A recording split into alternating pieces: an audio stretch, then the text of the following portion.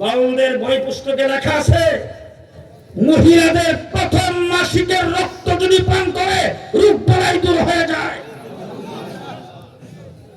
আজকে ফেসবুকে আসতেছে যারা বাউলদের লিডার, যাকে গ্রেফতার করা হয়েছে, তাদের একজন আব্দুল লতিফ, তাদের একজন আবুল সরকার, তারা কতগুলো মেয়ের জীবন নষ্ট করেছেন, ইজ্জত নষ্ট করেছেন। তাদের বিরুদ্ধে কথা বললে আবার যদি ফরহাদ মাযহারের মতো ব্যক্তি তাদের পক্ষ অবলম্বন করে, আজকে বাইতুল মুকাররমের সামনে বলে আসছে ফরহাদ মাযহারকে গ্রেফতার করা হোক। রাজি আছেন? আপনারা রাজি আছেন? ফরহাদ মাযহার সাহেব বলছেন আবুল সরকারকে গ্রেফতার করা হয় নাই, আমাকে গ্রেফতার করা হয়েছে। আপনি কি হয়ে গেছেন যে আপনাকে গ্রেফতার করলে কি হবে? কি হয়ে গেছেন আপনি মিস্টার ফরহাদ মাযহার সাহেব? আপনি সাহিত্যিক, আপনি উপন্যাসিক, আপনি দেশের একজন বুদ্ধি তথাকথিত বুদ্ধিজীবী। আপনার বুদ্ধি নিয়ে, আপনার সাহিত্যিকতা নিয়ে আপনার জায়গায় আপনি থাকেন, কিন্তু ইসলামের ব্যাপারে আপনি সম্পূর্ণরূপে মূর্খ। ইসলাম নিয়ে বাংলাদেশে চিলিমিলি খেলবেন, এদেশের মুসলমানেরা পিটায়া তক্তা বানিয়ে দেবে।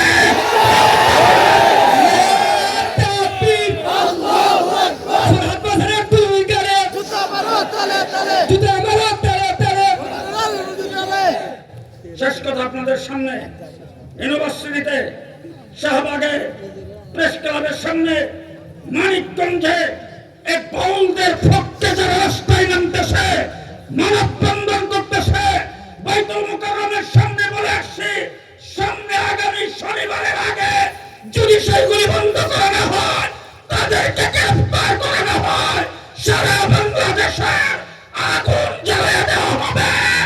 আগুন জ্বালিয়ে দেওয়া হবে। কে প্রস্তুত আছেন? হাত উঠান। রাজনৈতিক দলের নেতৃবৃন্দ, রাজনৈতিক দলের লিডাররা যারা তাদেরকে সমর্থন করে কথা বলেন, পরিষ্কার ভাষায় বলছি, তওবা করেন। মিস্টার মির্জা ফখরুল সাহেব, আপনি আপনার বক্তব্য প্রত্যাহার করুন।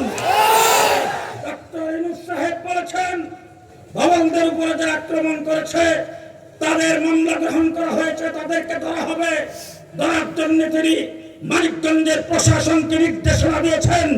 পরিষ্কার ভাষায় বলতে চাই, আল্লাহর সঙ্গে যারা বিরোধী করেছে, আল্লাহর বিরুদ্ধে যারা কটূক্তি করেছে, নবীর বিরুদ্ধে যারা কটূক্তি করেছে, যারা দেশের মানুষকে গুমরা বানাইতে চায়, মা বোনদের ইজ্জতকে যারা লুণ্ঠন করেছে, তাদেরকে গ্রেফতার করতে হবে। একজন আলেমকে গ্রেফতার করলে মানিকগঞ্জ ডিসি অফিস ঘেরাও করা হবে। নাসরুম মিনাল্লাহ, ফাতহুন কারীম, ওয়া বাশশিরিল মুমিনিন। আসসালামু আলাইকুম।